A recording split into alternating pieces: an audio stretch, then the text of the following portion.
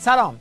تو این روزا تلویزیون رژیم به رسم همیشگی در بحران‌های نظام یه برنامه رو انداخته که قرار حکم سوپاپ اطمینان داشته باشه. در این برنامه یه سری از مهرهای سوخته اصلاحاتچی رو از باند خاتمی روحانی قطار کردن تا بیان توی جریانات اخیر مجیز خامنه‌ای رو بگن. حالا اینا اومده بودن که مثلا نمایش وحدت ایجاد کنن، ولی اینقدر شدت جنگ باندی توی نظام بالاست که معلوم شد خامنه‌ای حتی توان راه اندازی یه نمایش وحدت پوشالی هم نداره. معمولا هم هر برنامه میخواد راه بیفته یه تستی میگیرن، ماها رو میارن توش که یه خورده حرف بزنیم فضا شکسته بشه، بعداً تا سال بعد فراموش میشه.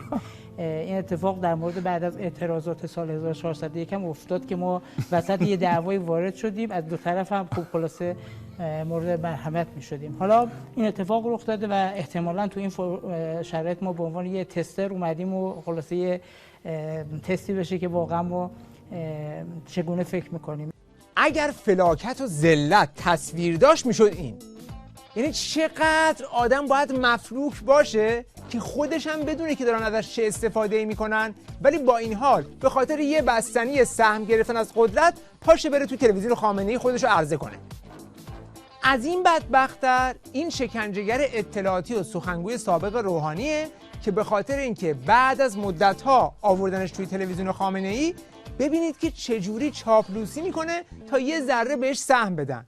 امیدوارم که شیوه برای ناآرامی‌های خیابون نباشه، بی‌حجابا برای انتخابات نباشن، عکسشون تلویزیون. سلامت باشید. ما هم فقط تو این شرایط نباشیم و همیشه اینجور برنامه‌تون باشه و واقعا از دستندکاران سپاسگزارم. واقعا برای اینکه تو حکومت آخوندی یه استخوان جلوت پرت کنن باید خفت پشت خفت تحمل کنی.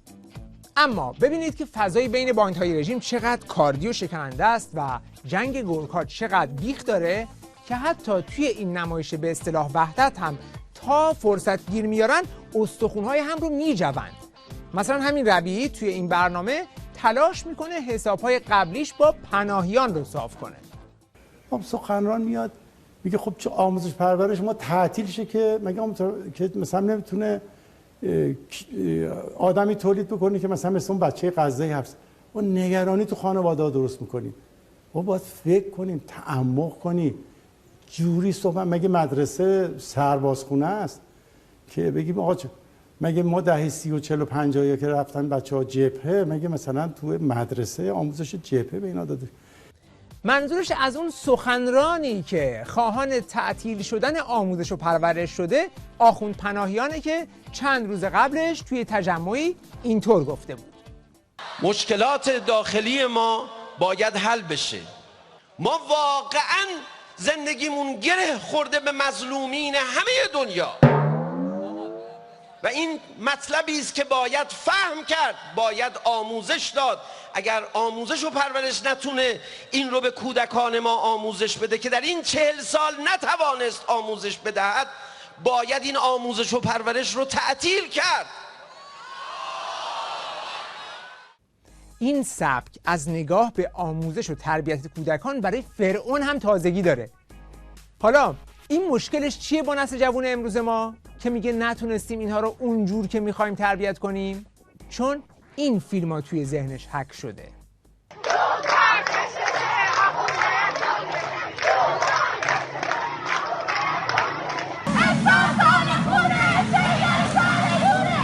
این یکی رو هم آورده بودن که براشون ماله کشی کنه، ولی بیشتر به تنفر عمومی از مهرهای حکومتی اعتراف کرد.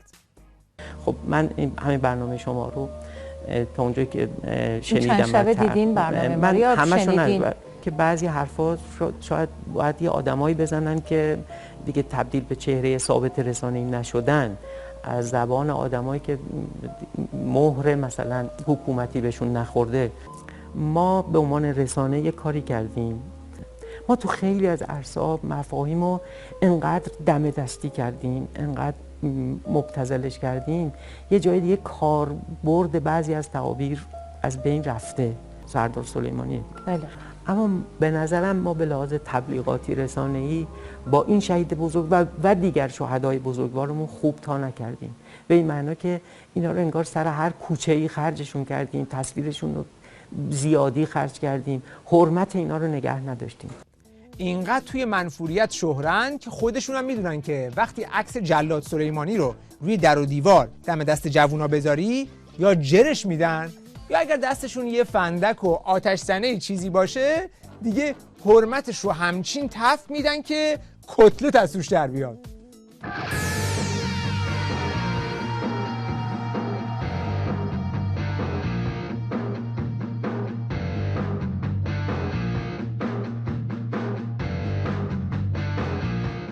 یکی دیگه از این مالکش‌های اصلاحاتچی رو آورده بودن که خودش هم میگه نمیخواد تنش ایجاد کنه، ولی در عمل باز تا فرصتش پیش میاد تخاصمات قبلی رو به رخ میکشه که میپیچن جلوش.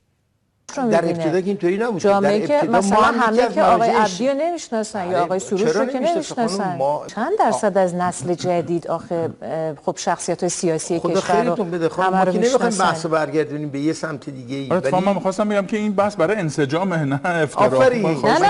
ولی الان می‌خوایم ریشه آقای خاتمی آقای روحانی اینها همینها الان هستن که اگر اینها اون مرجعیت سیاسیشون و اجتماعیشون رو تو مردم دارن از دست میدن به خاطر رادیکالیسمی است که به فضای سیاسی کشور تزریق شده و این رادیکالیسم همواره از حاکم شروع میشه.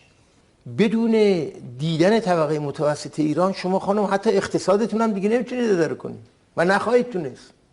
چرا؟ چون امسال بناست که آقای رئیسی 900,000 میلیارد تومان مالیات بگیره از مردم. خب این طبقه متوسط ننمرده باید بده دیگه. کی باید بده؟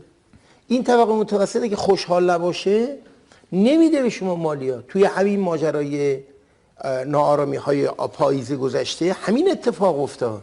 تو اون ناآرامی ها رستوران ها که زود تعطیل کردن ضررش آقای خاندوزی دید. برید بپرسید ازشون.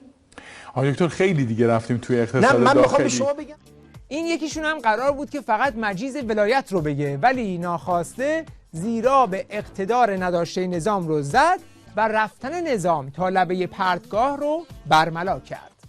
ما دو شرایط شکننده تو کشورمون به سر میبریم. شرایطی که به لحاظ سیاسی و اقتصادی جزو نقاط طمع حتی دشمنان ما قرار گرفته. یعنی به هر حال از یک سال پیش که اتفاقات و بعضی از اعتراضات در ایران رخ داده خیلی فکر کردن که خب یک تغییر اساسی ممکنه در کشور رخ بده.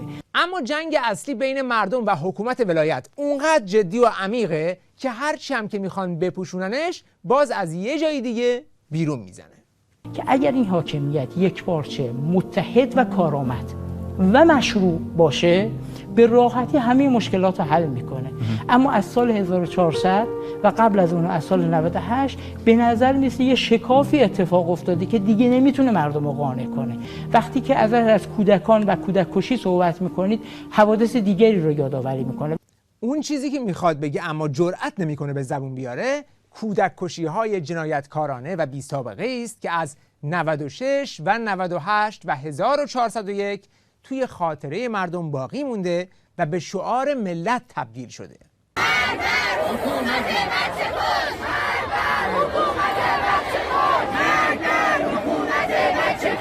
یکی از مشکلات نظام اینه که چجوری دخالت‌هاش و جنگ افروزی‌هاش در منطقه رو توجیه کنه.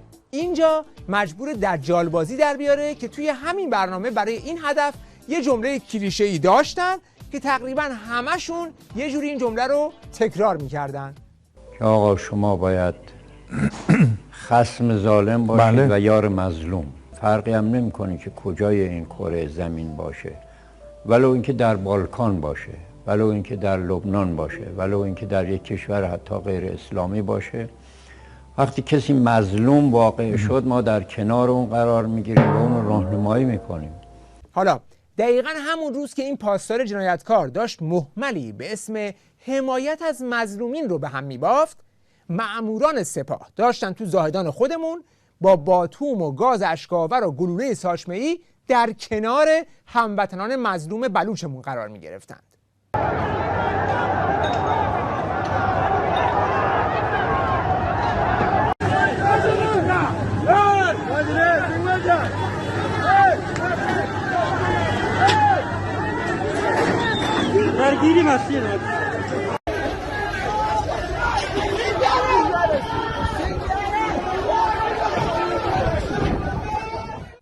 آقا نبرد اصلی همینجاست.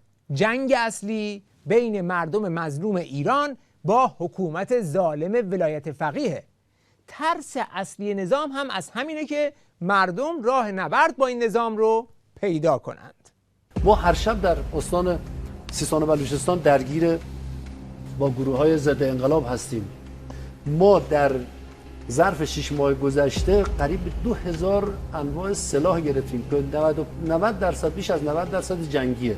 حقیقتا باید به فکر اساسی بشه، اینا نباید اینقدر سلاح در اختیار مردم باشه. اینجاست که بلوچا میگن بلوچ گو تفنگ و تیرا تو بوتا.